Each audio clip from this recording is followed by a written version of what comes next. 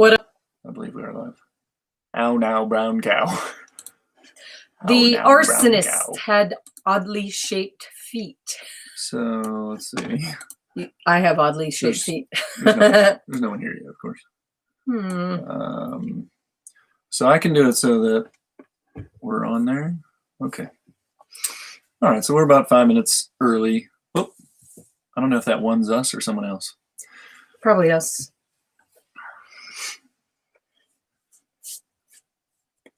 What's happening?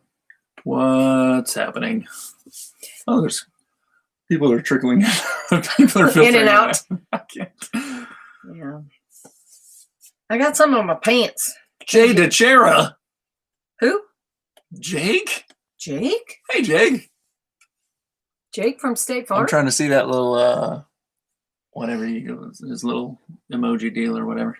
I can't see anything. Hi. You can't, wait.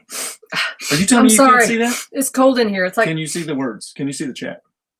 It's blurry. Huge. It's blurry. Are you joking? No, it's blurry. Well, you got to put some glasses on then, because that's as clear as I can make it. It's big. I'm gonna look like Milton Wadhams. Well, you look like Milton Wadhams. I mean, I can't help that. Milton Wadhams? Anyone? Wadhams. Might be a little. Jake might not be old enough to get the reference. Jake, if you haven't seen The Office, Scott. Oh, Hi, Scott. We got the whole. If you haven't seen The Office Space, no, it's the whole Menberg household in here. Looks like. Hi, guys. Wait, so you're not going to wear the glasses? It's the same. Oh man. It's the same whether I wear them or not. Jake says he's seen it. Oh. So Pam's not going to see any of the chat, just so everyone knows. Even though I've made it as big as I can possibly make it. She's just not going to see it. It's bigger than it was last time. Oh, it is. Of course. Too easy. Too easy. Your mind's always in the I don't like my hair. I don't like my hair. It. What time what do you mean? I worked on my hair a long time. I'm terrible at accents. Got it.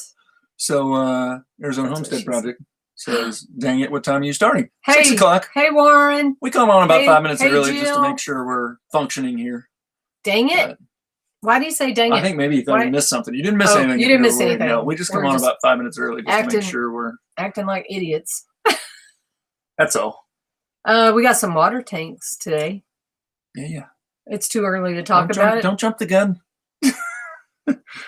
I'm trying to see what the temperature is in here.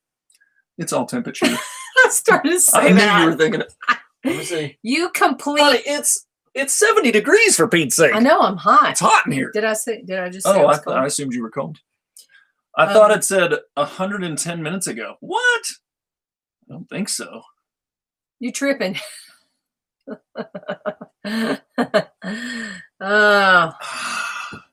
Oh boy! I better we got 3 people from the same house. I better get my fan. Awesome.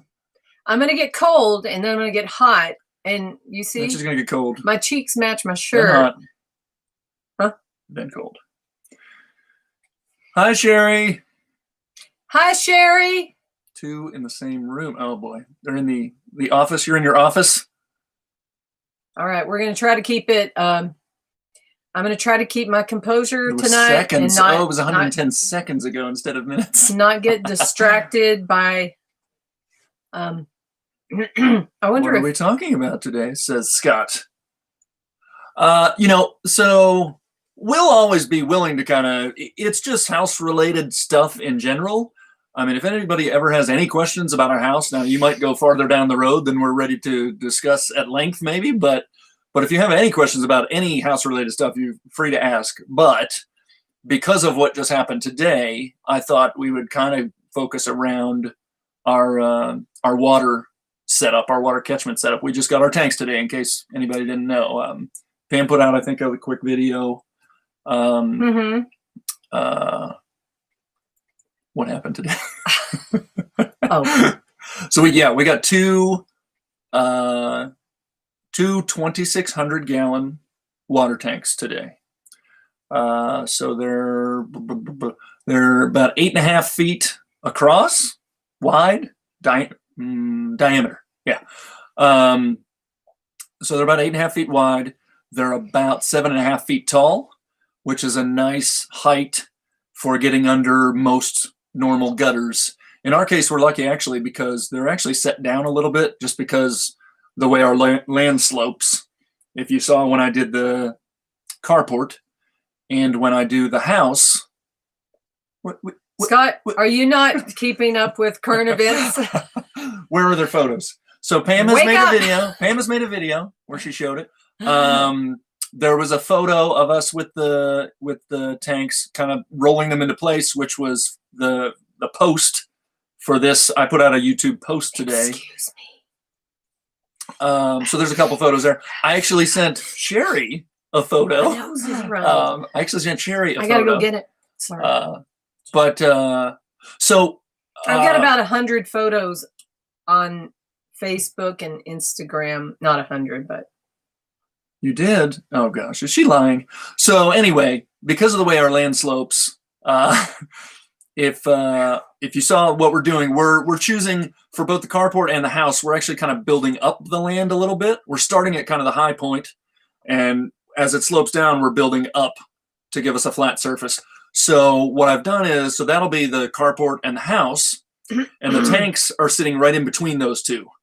So what I've done is we dug out the spot in between those two to be even with kind of the low point of that slope. So the two pads will be based on the high point of the land where they start, and the tanks in between are based on the low point of those two pieces of those two areas. So basically what it means is the tanks are set down anywhere from a foot to 18 inches below the base of the two pads for the two structures. Permission to speak. Yeah, go. I would like to point out that Brian spent hours leveling out the rocks for the where the tanks went on, and then it turned out he didn't have to do that. Yeah, so I don't know how many people out there have done, and actually it turns out you're going to love to hear this. When he got here, he said, "Oh, your land is so sandy, or it's so your dirt is so good. You don't even need rocks it in here." He goes, "You probably could have gone without it." Great. Well, how much was that? We didn't spend a ton. I think we spent $200 on rock, which makes for a nice pad. Can we return it? Yeah. Let's go load Just it up. Dig it back up and bring it back. So, oh my gosh, I got to get a blast pack. Yeah, if you saw, I forget when I put that video out, kind of the prep video. I went to great pains to get that pea gravel nice and level and smooth and pretty and everything, right? And the guy told me specifically not to tamp it down. I actually know why he said that now, because it was very soft, and he said don't tamp it, even though I wanted to tamp it. Well, the reason he doesn't want you to tamp it is because when it moves, it just pushes it all around it. When you push that tank over onto that gravel and you start to slide it and twist it, it just pushes all that pea gravel around. So there's really so the point is we got into that and we're pushing and our feet are leaving these huge marks. So I just tore all that pea gravel up. I mean, I cleaned it up a little bit afterwards, but it was sad to see it get all messed up for all the work I put into making it so pretty. I have an ice pack because my face gets really hot. Warren says, "Who did you get it from?" We were talking about rock, so maybe he's asking about rock, but I can answer both. Yeah. The pea gravel we got from the Sand and Gravel Depot, I believe it's called, in Huachuca City. So between us and Sierra Vista, it's close to Sierra Vista. And the tanks came from Rick at Oasis Rainwater Harvesting. Yeah. Oh, tank. Okay. Oasis Rainwater Harvesting. Guy's name is Rick. He sold to a few people around here. We met him when he delivered. I don't know if Taylor and Melissa are on here. I haven't seen him yet, but he delivered a 5,000-gallon tank to Taylor and Melissa. And we were there when he delivered that, and we helped them kind of set that into place. That's a big tank. It's like over 5,000, right? Yeah, it's like over 10 feet tall. So that's where he got him. So yeah, I think he's benefiting from a lot of the off-gridders around here, the homesteaders around here. I actually asked him about that today. He said it's kind of nice. But we got two today. We got two 2,600 gallon tanks. Right now we have about a 500 square foot roof from our shed, which is a little up the hill from our tanks. And we've got close to 1,000 square foot roof on the carport. It's 9 something, close to 1,000. So between those two, we figured, we probably could have gotten away with maybe one tank until the monsoons come. But I actually wanted to get two and get them connected. And they're actually kind of prepped for the third. When we build the house and add that roof to the mix, I believe we'll want that third for sure. So just to go through some of the logic, I know there's a lot of people out here who probably already have them, but if you don't, you might be heading that direction. Rick's been really good. Hey, Bill.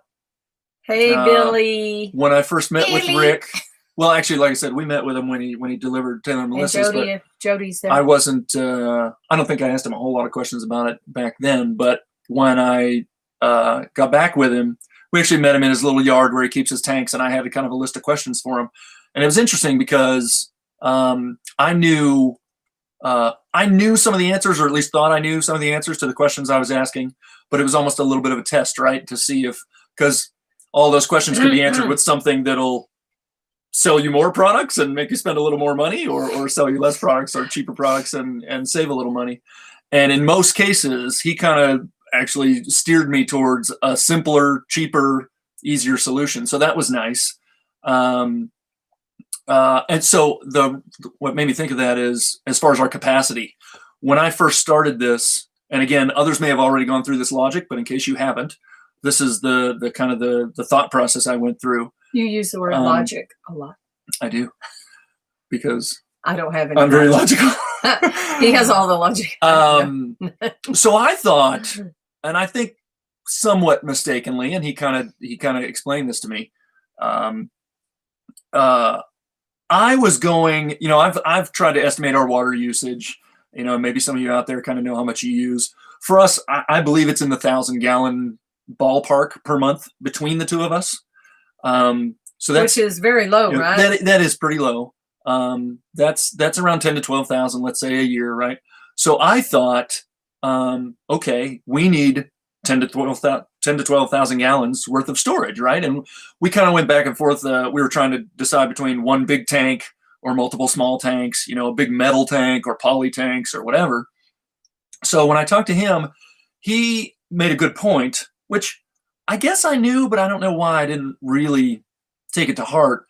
If you get 10, 12,000 gallons of storage, if you get all the storage you need for the year, let's say, and of course, this is going to be skewed towards Arizona climate and everything. So if you're somewhere else, this story might be a little different. But if you size for that, all year usage, what's going to happen is, for a good part of the year, as you're using that water down, that tank's going to be, a quarter empty, half empty, more than that maybe, right? So it's almost a little bit of a waste. So what he talked me into was to really size it to hold kind of what you're going to have after the monsoon in our case, because that is the bulk of our rain for the year. So you basically want to size it for that, what you're going to get in the monsoon and at the end of that, because once that's over and you stop getting that rain, you're going to then start using it down. And yeah, you'll get some winter rains, but probably not to the point where it'll shoot back up to replace everything you've used out since the monsoon. So it really just needs what he said, which like I said, I kind of believe what he told me and I kind of agree with what he told me, but I also still lean a little the other way. He said to actually size your tanks to be full on 2 to 4 inches, I think, of rain is what he said. I think that would be a little undersized personally for us in the monsoon season, because I think we can easily get more than that. Also, if you're full at 2 to 4 inches and at the end of the monsoon, if you've got those tanks full, that's not going to be enough to carry you to the next monsoon, to the next rains. Or couldn't you wait till after the first one and see how you do, and then add a tank afterwards? You could. So that's back to the logic of one tank versus multiple tanks. There are pluses and minuses to both, right? So one of the pluses to multiple tanks is that you can sort of grow I guess not shrink. I mean, I guess you could take one away, but you can grow as necessary, right? So if we're starting out with these 2 because we really don't have our third roof yet, our house roof. But even so, even if we did, we could still do this with 2 and see how it goes. And as we got too full, if we realized that wasn't enough storage capacity, or if we went through a year and realized that after the monsoon was over, that wasn't enough for us to stay, to sustain us until the next monsoon, then we could add. So that's one of the benefits of going multiple tanks, is to be able to kind of play it by ear. Whereas if you just get the one, so. Hey, it's Melissa and Taylor. Hey guys, congratulations on the generator. Yay. So I'm glad to hear your generator is working. Some of the other things, let's see. I like to size it so you still have a couple 100 gallons, so you have weight in there. Absolutely, sure, down in the high winds. I asked him about that today. So we got our tanks delivered today. They're empty currently. What did he say about the high? So I asked him. The wind blows. I asked him if they were okay with no water. And I was like, "Do I need to get water in these right away to weigh them down?" He said, "You're probably okay." He said if you get a really, really bad windstorm, you might get some movement. But what he told us was he has a yard, like a tank yard in I guess it'd be Huachuca City. And yeah, they sit there empty. He said some of the smaller ones might get blown around a little bit, but he said his stuff doesn't generally get disturbed. So he said it would take a lot to really to get a tank that size to kind of move it and mess with it. Okay, I have a question. Somebody, Pam has a question. Tim asked me today. My son Tim asked me, when is the pressure tank coming? When are you getting the? This sounds like something you would ask. Are you making up questions from Timmy? No. Did Timmy ask when the house will be done? No. He said, or Timmy, I was texting Tim and I said, we got our water tanks today. And he said, yeah, I saw it on, and he said, is it connected to your trailer yet? And I said, no, we have to get a pressure tank first. We have to get a couple. And then he goes, when is that happening? And I was like, I'm not sure. So this might be my question to you out there who maybe have already taken this on. I know, Warren's got tanks. I know Jim's got tanks. But not everybody has, a full, pressurized setup and all that stuff. A full pressurized setup. So not everybody's setup is going to be the same. But I actually have a question. So I'll explain. I'll walk through the way that I understand it, the way that I understand this is supposed to work. So, okay. So we have tanks today, right? They're empty. Okay, great. But we still have a well connection, so I can literally just take a hose from one of my spigots, run it up to the lid of a tank, and start filling it. Fine, we can have water in it. So let's assume we have some water in the tanks now. So what does it take to actually get that to our RV now, or in the future to the house? So this is my understanding. It takes. And I guess, like I said, not at a minimum. I mean, you can do it different ways. You can try and use gravity to do some of these things. But here's what I plan to do. Out of the output of one of the tanks, one of the tanks will kind of have the output spot. That output is down at the bottom of the tank. It happens to be a 2-inch, in our case, a 2-inch output. So we'll actually reduce that right away to a 1-inch output. And that 1-inch pipe, PVC, will go to a pump.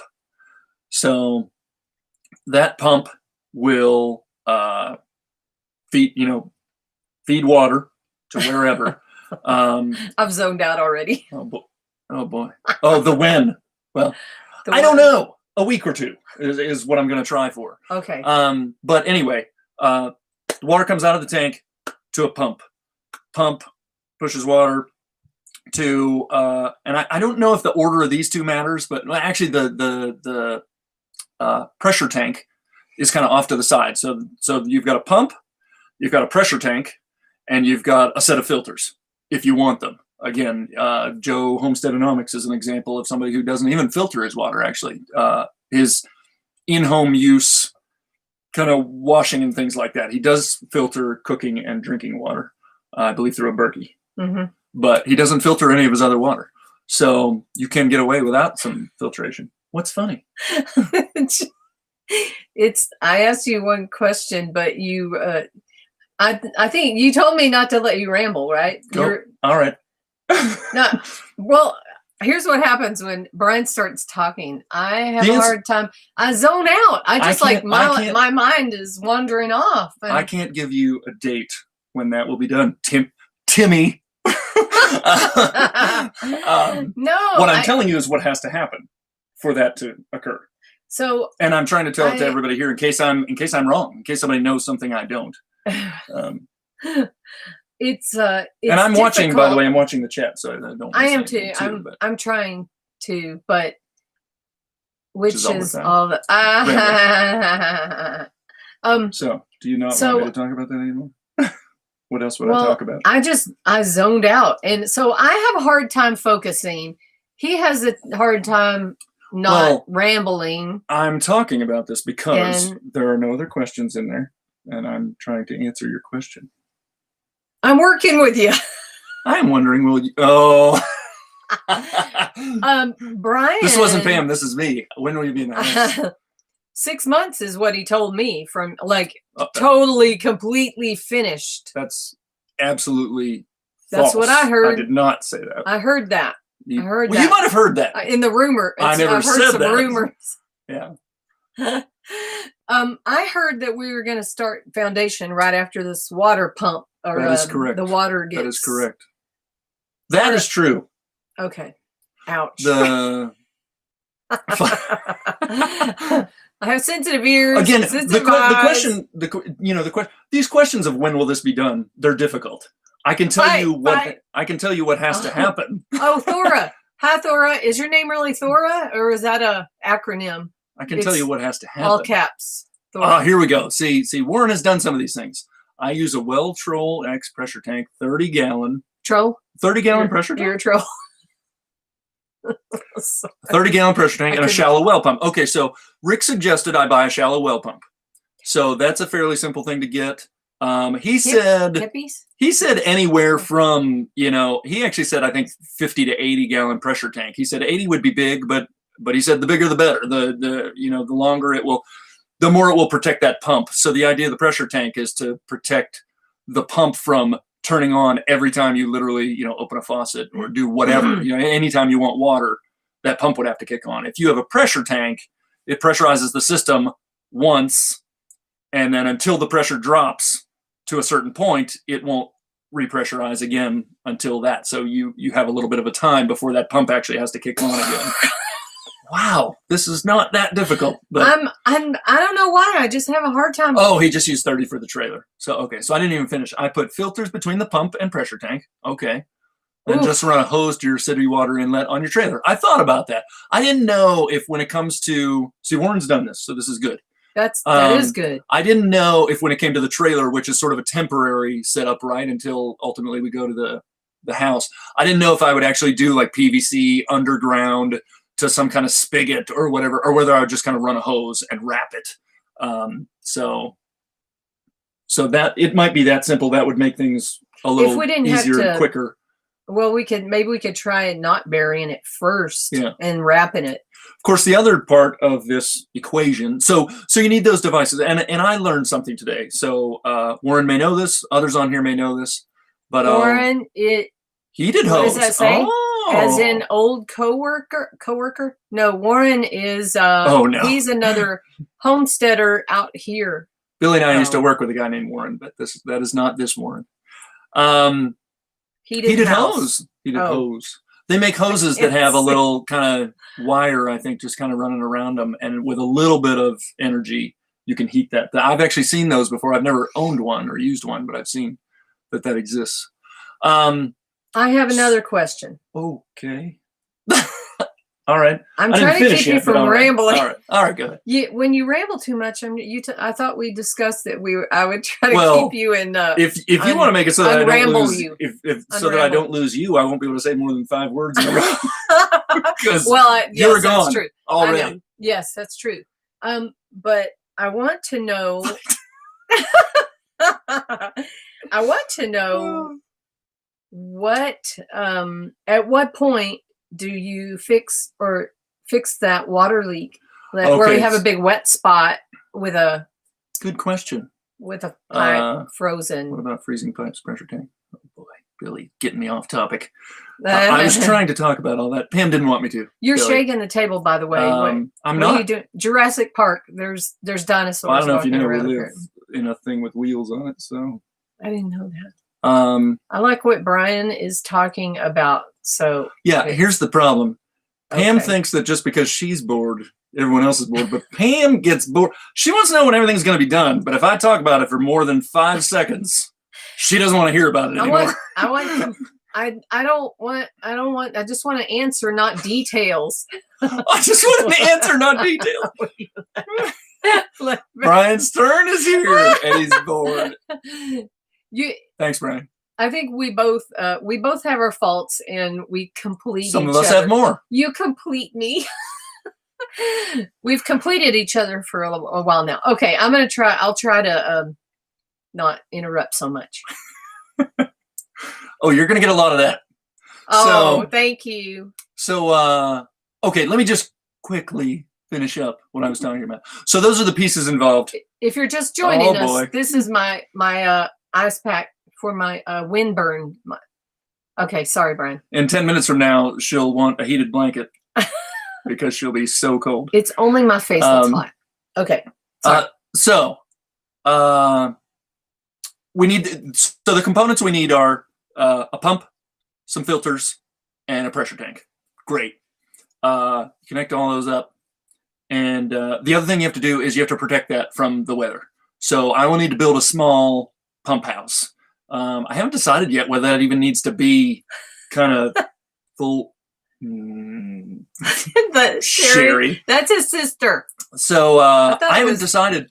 Warren, I don't know if you have a pump house, but I don't know whether I need to really make it like tall enough to actually walk into with a regular door, or whether it can almost be a compartment. I mean, obviously, I think the pressure tank is good size.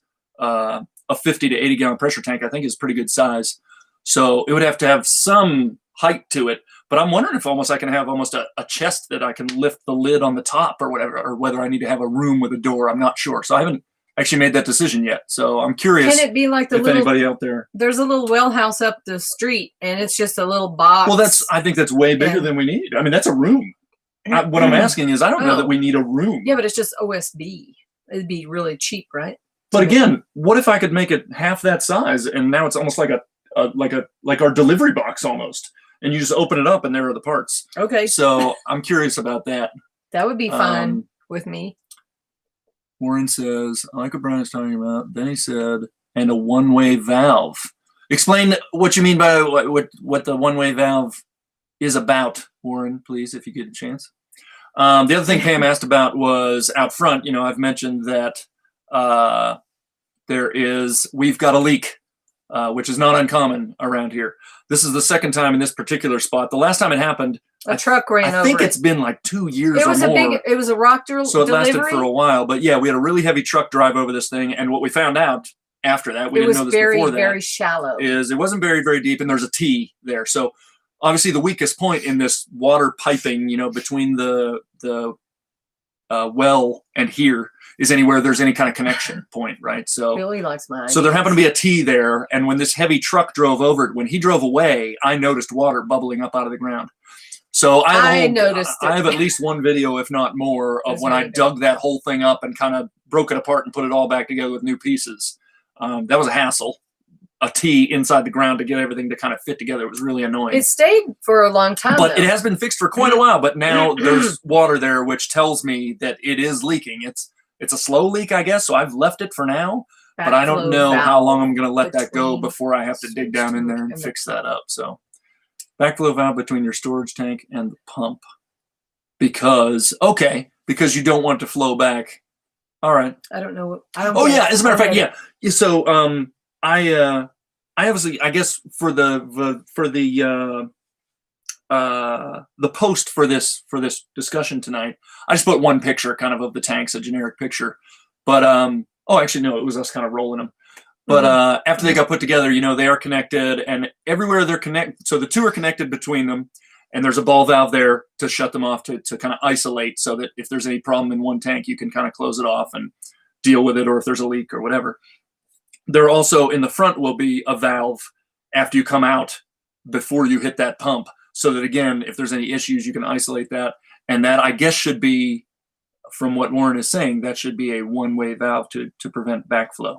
Only allows the water to flow towards the pump. Otherwise, the pump won't operate properly. Okay. Thank you, Warren. I need to know that. Thank you. Because I have no idea. This is part of why I wanted to talk about this tonight, because I know there's people out there that have done this, and I get it. From a generic standpoint, it's a pretty simple process, and it's a couple simple pieces of equipment. But the details of it, when you actually start to fit those parts together, that's a perfect example of Billy, make sure you have a one-way. Does it require inspections? No. It does not, Billy. None of this requires inspection. I knew something. Good job. I don't know. Fire away, by the way, because if you don't, I'll just start rambling again.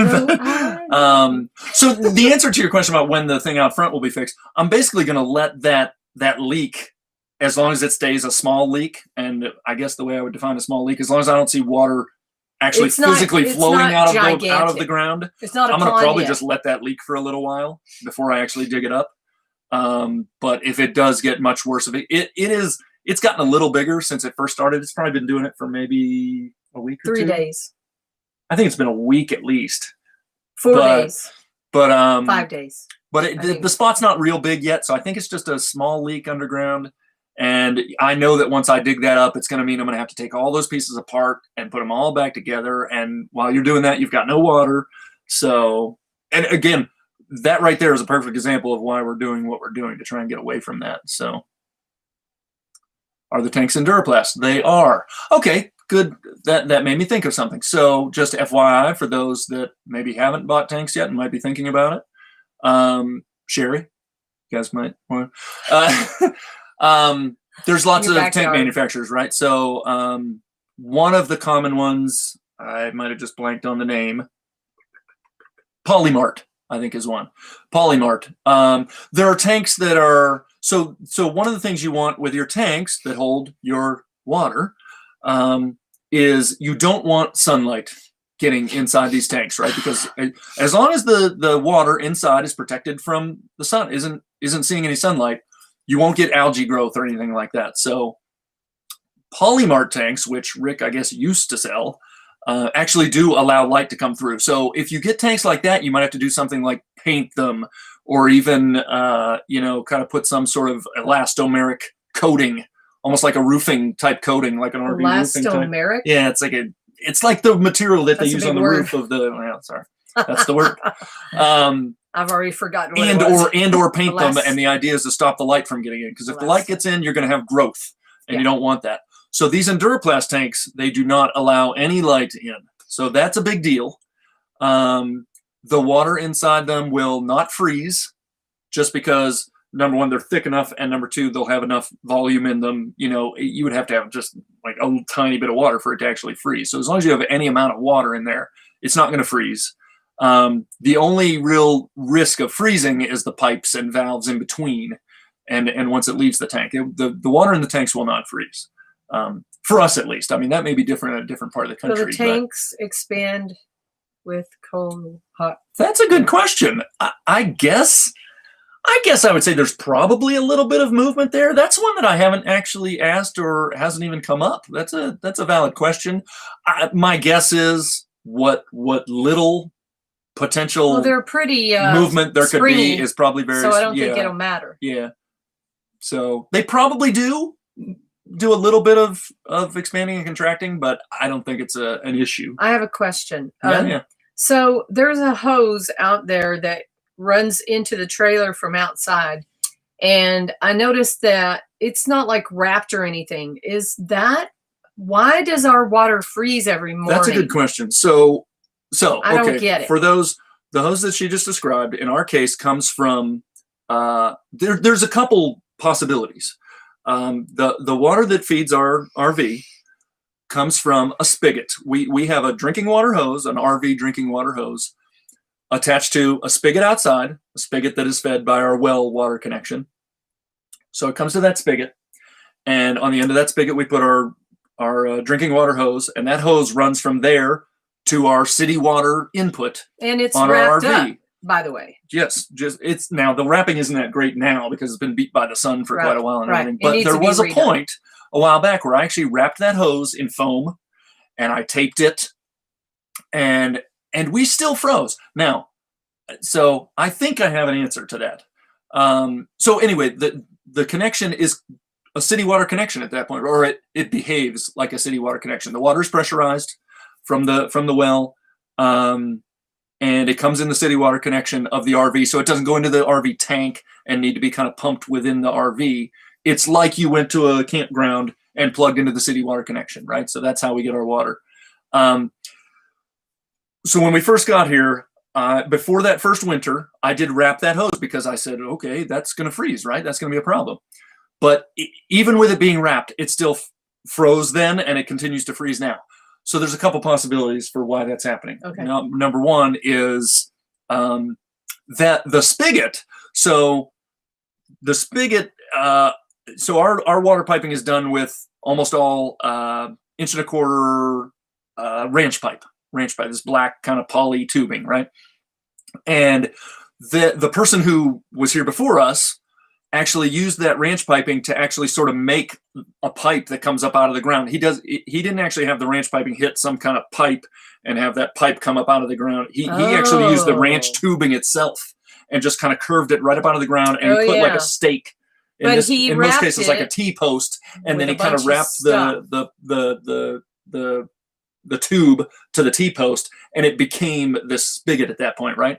Well, the problem with that is, and then at the top of that is a regular, kind of hose spigot connection type deal. The problem with that is all of that piping, once it comes out of the ground and into that spigot, that's all exposed to the freezing temperatures.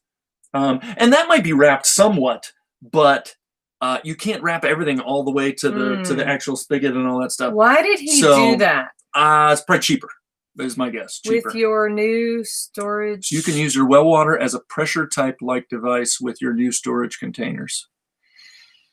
I gotta think about that. So no, Billy, I don't understand. When we actually move our connection, our RV connection, water connection over to these tanks, the well water will not be in the equation anymore.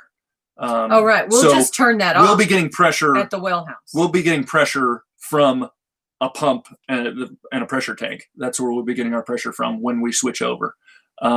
Eventually, we will disconnect from the well that we're on now. But we might maintain access to the well connection in case of emergency. If we have a low water year, or if we have any issues up here, we can still kind of go to the well. And what I would probably end up doing is put some kind of spigot or something by the well for us that we could fill some kind of container, an IBC tote or something in the back of our truck or on the little trailer that we tow around with our ATV. Are you reading that question? Not yet. B. Brian Avondale. Stern. Brian, those tanks look pretty big. Why don't you build your house out of them? Good one. Like a gnome house. Excellent point. We'll just cut the top off and. What's that say? We did the same thing and still froze. So Warren says we did the same thing and still froze every day. It has been bugging me why that thing froze because I wrapped everything I could think of to wrap. Until we got the heated hose. So, now that he has said that, how much is a heated hose? Obviously, it's going to be a little extra and you have to power it. But they should take very little power. You know what, though? Once we get in the house, that shouldn't be an issue anymore, right? So it should not. It should not. It shouldn't be an issue once we get in the house because the pipes will actually travel underground basically on their way into the house. We only have to make it. There shouldn't be anything exposed. 2 more months or another month, and we shouldn't be freezing anymore. Well, that's true. The temperature is about to change. Next week it's supposed to. We've been saying that for a long time. Hopefully this will be our last winter, hopefully, to fight this problem. They keep changing. Well, that's some good information, Warren. Thank you. I'm curious, are you on solar? And is that, whatever electricity that takes, how do you actually have it hooked up to feed that thing, that heated hose? $100. How do you feed the electricity to that heated hose? You know what? I think I'm going to say no on the heated hose because I kind of like the idea. No, wait, because next week I get what you're saying. It's not even going to be. He will research it for another month. We're not going to be in these conditions for much longer. I'm gonna have to say no. And then hopefully by the time the next winter rolls around, our water's actually running into the house. So let's just say I better be in a house by next winter, or someone's going to be in. He said no. Does that mean you're not on solar, Warren? Are you on city power? What else you got? City power. Okay. So just so this heated hose, and again, I think Pam is right that maybe we won't do it just because of the circumstances right now. They're about to change. But just out of curiosity for that heated hose, that is a great idea. How does that heated hose? I mean, is there literally like a 110 plug for that thing, or how do you just plug that in somewhere? I want to know if you'll be in the house by next week. I want to know. Yeah. Oh, by the way, if anybody was here last week and he said that I could not have a washer in the house, I said I want the washer in the house, and the washer will be in the house. I think we might. So because I made a good point. Can I tell how? I wrote it in my diary. Can I tell how I made a good point? Go ahead. Let's see if you can get this right. Let's see if I remember the point I made. Oh, I remember okay, so he wanted to put it in the shed and the outdoor, out in the purple shed. And I said, now wait a minute, doesn't that mean you'll have to run a line put the water all the way out to the purple shed? And then he said, wait a minute, you're right. If I put it in the house, then I don't have to run another water line to the shed. So. I have always planned on having power to the shed. Did that make sense? Yes. I've always planned on having power to the shed, but I hadn't thought about, before talking about a washer, I hadn't thought about running water to the shed. And actually, if some people know, we actually do have a little washing machine. It's kind of one of those simple ones that you feed water into. And you can do it literally out of a bucket or a hose from anywhere. And you can drain it into a bucket or wherever you want. We have a video on it somewhere. I think my logic was play a good drinking game with the word logic.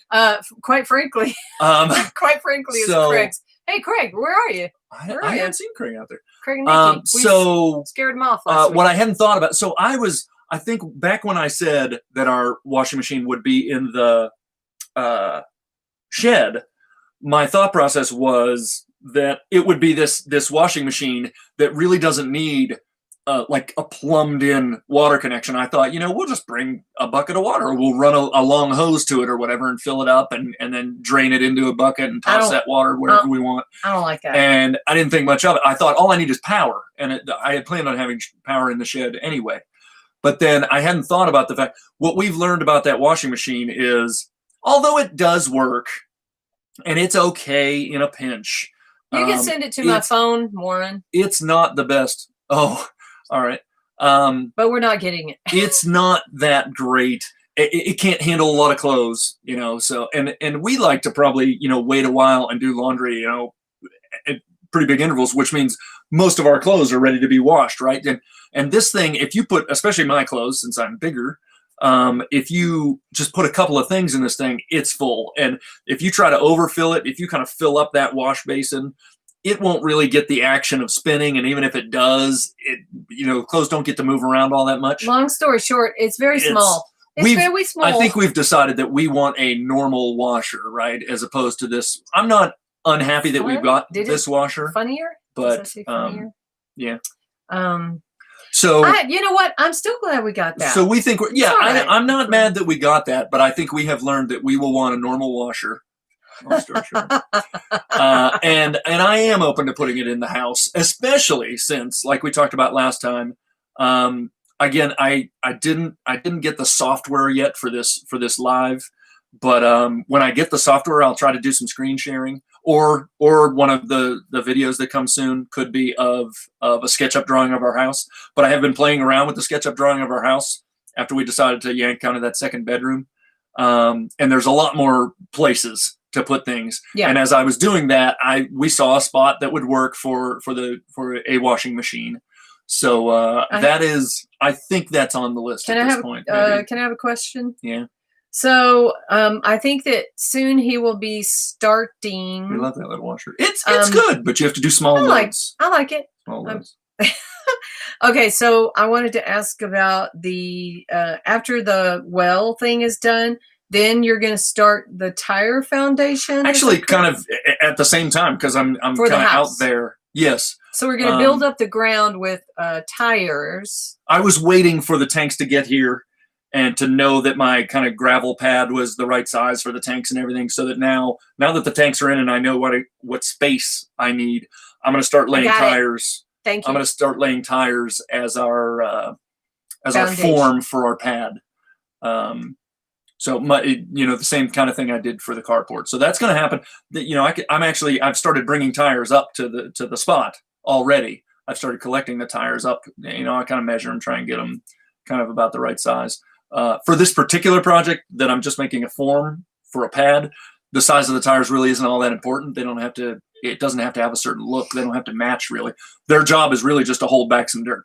So it doesn't really matter too much what they look like. So I'm getting some of our not great looking tires, and I'm getting different sizes because it really doesn't matter. When I go to that next step, when I step inside the outer pad, form, perimeter. When I step inside to make the actual footer for the house out of tires, those tires I will want to be the same size as much as possible, and same heights. I guess when you lay them down, they're widths. It's the width of the tire, but when you lay it down, it'll be the height off the ground. Because I want things to be all level and everything. So it'll be much more important. The tire selection will be important for that step. But right now, I can kind of just pick whatever tires I want. But yeah, I will be doing that basically starting now, at the same time as I'm putting together my shopping list to go get the things to actually finish off this water project. Did you calculate how many tires we need for this? I haven't calculated it yet. I should. Hand me that water, please. I should calculate that. Obviously, it depends on the size of the tires. The ones I'm using right now are in the neighborhood of 2.5 feet.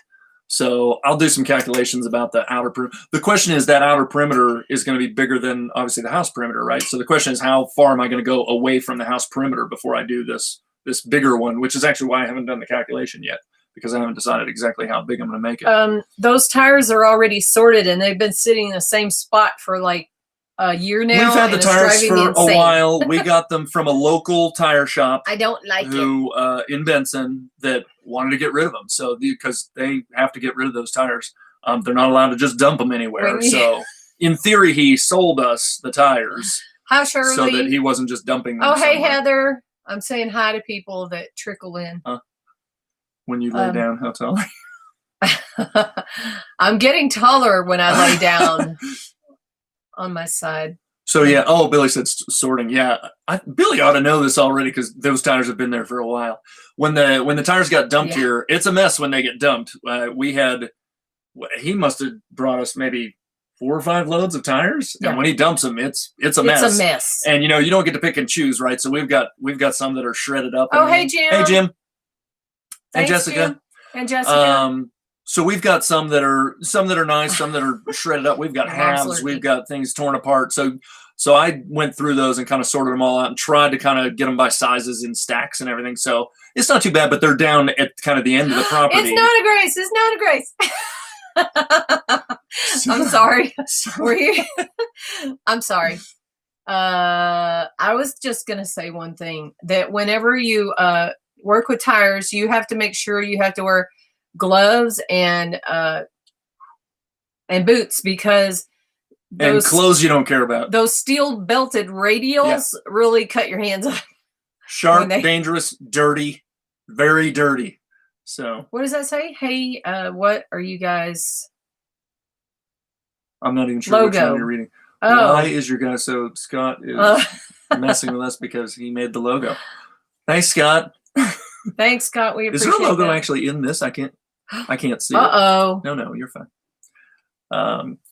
25 people in here and only 8 thumbs up. Come on, guys. Good catch, Jim. I'm seeing. The logo is really tiny. That's a good question, Scott. I don't know. That's just how it works. It's okay. I'm not sure. It's okay. Thanks, Warren. All right. We lost our trainer. Leave it to Jim to cheerlead for us. What was I? So anyway, the tires are all sorted and everything, but they're down at the end of our property. So I have to bring them up little by little, and I have to pick and choose the ones I want to use up here. So that's where our little ATV and we have a little trailer behind our ATV comes in real handy. I'll move 8 or 10 at a time up here. And so I've been doing that little by little, making piles up here to prepare to fill those tires. And then at what point do the bales come for the good question and good point. Bales. We need to start having discussions with the guy we're going to get those bales from, which is here at Benson Feed. We've had discussions with him before, but it's been a while. I got to go in there and I got to make sure our target is kind of that March time frame, because that should be I'm sorry. Why is Jim going to steal our Why bales? does Jim keep saying I'm stealing your bales?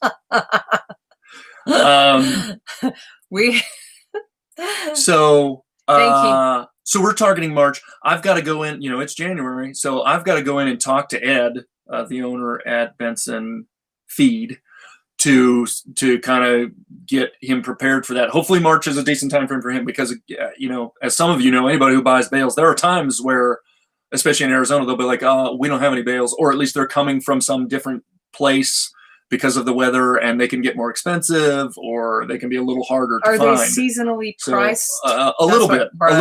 Yes, okay. They are. Yeah, sometimes it seems like in the winter. So they didn't I need to actually very soon, in the very near future, I need to get into Benson Feed and have a conversation with Ed about bales. Jim, don't you have your own bales out there? He doesn't need bales. You're building a bag house, a Bilbo Baggins house. I'll steal your bags. We're gonna go steal your dog. He'll kill us though. Well, I think he'll kill nobody's us. stealing that dog. You'd have a heck of a time. Is Jim really angry? He put an angry face. Nah, I don't think Jim's ever been angry. Jim, you cannot. I can't imagine it. No, Jim. Okay. Hello from Korea. Oh my gosh. Hey, David. That's a good point. Pam just asked me if those tanks could be painted. Of course they can be painted. I made the point that they don't need to be painted because they don't allow light in, but they can and maybe should be painted. So that's something we may do. There's a lot of things I need to paint, and I have intentions of painting. It's not high on the list, but she can do it. I've wanted to paint the shed, and I still haven't done that, but I've been working on a lot of paintings. I've been doing a lot of paintings. I think there'll come a time where Pam will paint on those tanks. That's going to happen. It's just a matter of when, I think. I have a hard time painting big stuff, though. That's true. That'll be something. I'm lazy. You did for our room. You did one pretty good size on a piece of plywood.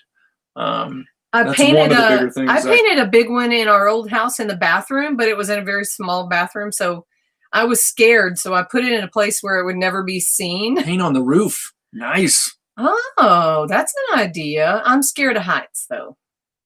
I would get vertigo and fall off. And the second one was a laughing face, Warren. The first one is a purple devil face. What does that say? Crew is unstealable. I would agree. Some would say unpettable. I want a pet Crew so bad, and I've never been able to. I just looked at Crew. It'll take my arm off. Crew tried to I love dogs, and it's so hard not to kind of play with a dog. But I know I just tried to look at him, kind of dog to play with, and he started growling at me. I glanced at him sideways, and he was like, "You can't show fear. He can smell it. He can smell the fear." What does that say? Can you read everything to me? That was a laughing face. Paint on the roof. Oh, wow, David from Korea. What time is it? I bet it's in the morning there. Probably in the morning. I'm guessing. You usually let women. Seriously? He doesn't like guys? How long we've been going? Oh, about 50. We're gonna wrap it up. 50. We better wrap it up. We only have time for one more Brian ramble. Time for one more. 10:50 a.m. Wow. Oh, wow. Wow. Well, thanks for joining us. And I recognize the name. I've seen some comments. So anyway, we've kind of focused on the water here. Thanks everybody for your input. Warren, thank you for a lot of good stuff. I actually have one more question for Warren, if you got time to throw something in there. since you've done this, I would like to know what your thoughts are, or anyone, on kind of my question. I have a question about, I mentioned it, about what this pump house should be. Whether it really needs to be a room that I can kind of walk in with a door that I can walk into, or can I make it smaller? Obviously, it's got to hold the pressure tank, but can I almost make it almost like more like a chest that maybe would either open up on the front or even open upwards on top of it, like a toy chest or something? Can I get away with making it that small? Because obviously the smaller it is, the less I've got to insulate and everything. So I'd like to kind of make it as small as possible, but of course you have to be able to get into it and everything. But Jim says just do a chest. I would love to make it as small as possible. I guess my first thought was, because we have a well house, but that well is shared among 3 people, so it's got several things in it. I have a question. It's a regular well house with a door, and I just thought I would do that, but I'd like to make it smaller. Are you going to have to do it in a SketchUp and then work on a SketchUp for a month before it actually happens? At least a month. He's a big planner. He's my planner. I will probably draw it, but the smaller it is, the better, obviously, right? So I see a question mark. What powers the pressure you tank? want good to point. Make sure you can maintain it. Yeah. So the smaller the better. What powers the pressure tank? Depends on the equipment you want. Now, so yeah, Jim. I think Jim showed up a little late, unless he was in here and I didn't see him. But I mean, I think all I've got to house in there is a pump, a pressure tank. Pressure tank's decent size, and a handful of filters. So it's not a lot of stuff. So I'm leaning towards maybe a chest. Maybe I don't need a kind of a walk-in space. Doesn't have to be big, says Warren. Okay, thanks guys for your input. Can you put it up on something, like sure, elevate it, so because you're tall and you don't want to have to, I guess, crawl on but your keep in mind knees. that where the water comes out of the one tank is down by the ground. A buried chest, like a treasure. Having lived off grid and cold, put the pressure tank partly underground in a pit. Could we make a pit right there? I could. I've actually got it set up. Like I said, you guys haven't seen any pictures yet, but the way I've set it up, I've purposely left it so that in the front, I've got kind of options of the way I can sort of do that thing. That might not be a bad idea to kind of dig it down a little bit. I could do that. So I have one more question. Yeah. So once the bales are up, how far from now are we talking? Like 2 months? 1 month? So wait, for what? Open the pit. Yes, I'm hoping not to have to really go in there and mess around, but from now, today, until the bales are up, are we talking like 2 months? No. Until the bales are up? Yeah. Finished? Yeah, just walls. Like we can go and so here's the way I see the timeline, and I think I've said this before, but someone's not paying attention.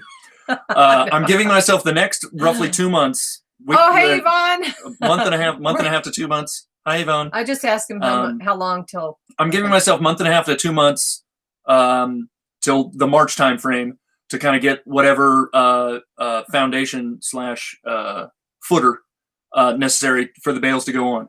So we are starting the idea is to start the bales in the March timeframe. Okay. So as we know, bales do go up pretty quickly. Wait a minute, that's a month. That's a month. It's a month and a half. It's a month and a half. Okay. I just said it. All right. Okay. So we start the bale work in March. Mm-hmm. Bales do go up pretty quick. So you do bales. You got to get windows and doors in there, and you get a roof on top. Don't you have to strap them together so they don't? So we're doing all this, and so we're going to start in about a month and a half. And then give us, give or take, I'll just be conservative, a month or more to kind of do bales and work in windows and doors and get a roof. Okay. So a month or more, that's March, April. And then the bigger, I think the harder job, or the more time consuming job, is going to be the plastering, the outside plastering of that. So now we have some more stuff for you. So I think that's actually taking us. We do have a lot to where the house is what they call dried in, right? That it's got 4 walls, a roof, the windows and doors are done. Mm-hmm. You can walk into it and close it, no water and things are getting in. That's probably, I'm targeting to have that done before monsoon. Oh, so that before would July. Be great. Okay. So we've got a good 5-6 months before we can even just enclose the thing. Now that doesn't mean we're living in it at that moment. It just means it's enclosed. Okay. All right. Are you going to ask me again if it's going to be done in 2 months now? Yes. If you have clay in your soil, I missed a couple things. We do. We have a lot of clay. Yes. French drain underneath I think he was talking about some sort of a French drain. But so we have clay and sandy. Yeah. Areas. I actually thought about doing a French drain underneath, but I don't think it's going to be necessary. I feel that's too long also. Sounds like you should schedule this an MS project. French drain, yes. Your frost level is what, 3 inches? David, our frost level, actually, if you read our codes and things, our frost level is 0. But we do get frost. Well, we do, but frost level into the ground. Our frost level for the ground is 0. So if you go on our county website and get there's like a 1-page sort of addendum to the standard codes. And one of the things they call out specifically for our area is frost depth. And that frost depth is 0. So that's good. You wouldn't have to bury a chest very deep. You're right. Yes, we essentially have no frost line underground, which is why our water line, by the way, isn't buried very deep. That's not the reason it's freezing. But okay. So, well, Sherry says, I feel that is too long. I feel like I've been giving Pam this time frame for quite some time, but yet she still keeps asking me if it's going to be done in a month or 2. Even though I've made it very clear it won't be. The reason I keep asking is because I seem to get different answers every time. That's not true. Not true. Not true. Well, if you want to know the truth, the real truth is that I forget to listen when I ask a question, and I get sidetracked very easily. The key is the driving factor.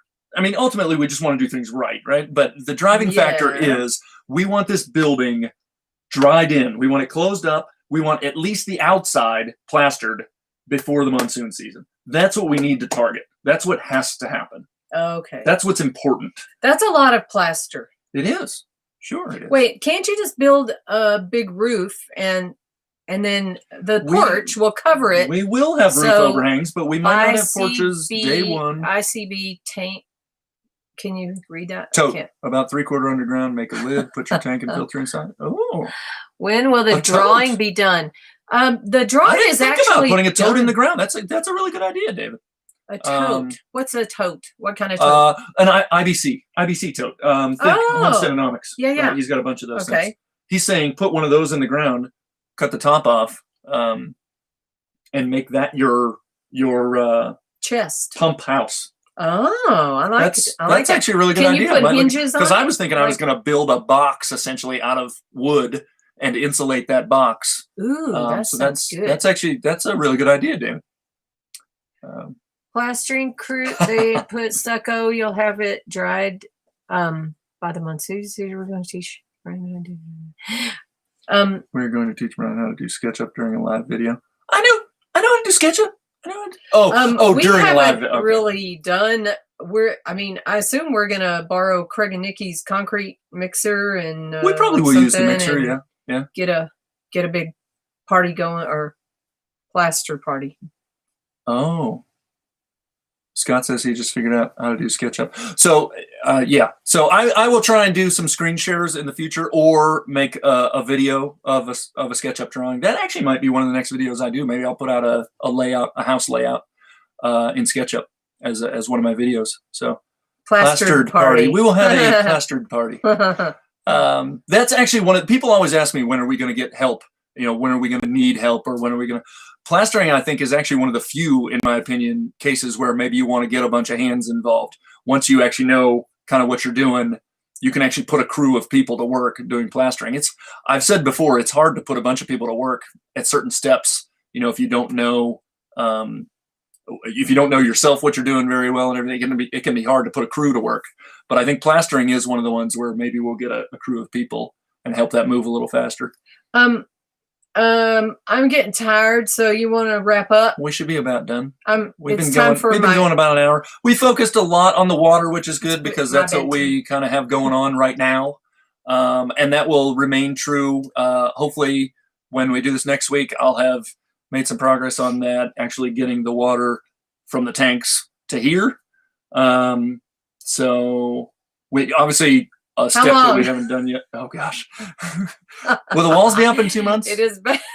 Okay, 2 months. You guys, wait. You said you heard it here. If she says that again next week, if she asks me if the walls are going to be up in 2 months, you'll be able to yell at her. Walls up in 2 months. I got it now. But now I want to know, when is the way past your bedtime. When will I have unfrozen water? Well, I think our weather's about to take care of that. Hopefully. Okay. Hopefully we won't be freezing as much soon. Okay, here, I'll leave them alone. I think we're about done. If anybody's got anything out there, throw it out there. I appreciate everybody joining us. And I forget to say in my videos sometimes, thank you everybody for watching, and always like and share and all those things. I forget to say it every time, but we do appreciate it, everybody. I do have to write everything down, or I will forget it. It goes in, ear, one, out, the in, ear, out, mouth, foot. What? So in one ear, out the other. Which one of y'all kicked me? So anyway, thank you. I want to say thank you now. Oh. It's my turn. Okay, thank you guys. You'll also see soon, for those of you who watch to the end of our videos, hopefully everyone, I think I might have mentioned this before, but we're going to get a new kind of pan across the property from our poor man's drone site, which is up on the top of our hill, because things look a lot different than they did when I took that picture. So you'll notice soon at the end of our videos that it'll look a little different. You will see our shed, our carport, and now a couple of water tanks. So it's going to start to look a little different. I'm going to replace that end screen of our videos. So oh, and I was going to say, if anybody has any other questions, put them in the comments. And thank you, everyone. Excellent point, David. David is talking about backup. What do you say? David's talking about backup for the water. You should have a backup water plan in case anything breaks or everything. That's an excellent point. I was actually just talking to my mom on the phone, and she was asking that very question. She said, "What if?" And that's one of the beauties of us having this well connection, even though we might not be piping the water across. I'm sorry, I keep going, but we might keep the well connection just so we can go get water or keep a tank closer to us. It might not be kind of running water through our pipe system, but if something breaks, we'll have access to something in case of emergency. So that's why we think we're probably going to keep our access to well water. That should stop us from having to ever hopefully get a delivery of water, to pay for a delivery of water. That well will be our backup if there's a problem or if there's a low water year or whatever. So we're hoping make Pam laugh more. Brian, she never laughs. I'll never make her laugh. I've been told that I laugh like a witch. Thanks for coming, Nona Grace. Thank you, Nona Grace. Craig told me last week that I laugh like the Wicked Witch of the West. And also Jared told me. Truth hurts. Jared told me that someone dropped a house on my sister. Yeah. In the Wizard of Oz. So now everyone's in on the game. So when are the walls going up? Everyone says, all right. With that, we'll end. Alrighty. Thanks everybody for coming. Thank you. Hopefully we'll see you next week. Okay, bye. Shoot us any questions you want. Keep watching our videos, please. We appreciate it. All right. Thanks. We'll talk to you next time. Bye-bye, everyone. Bye. In stream.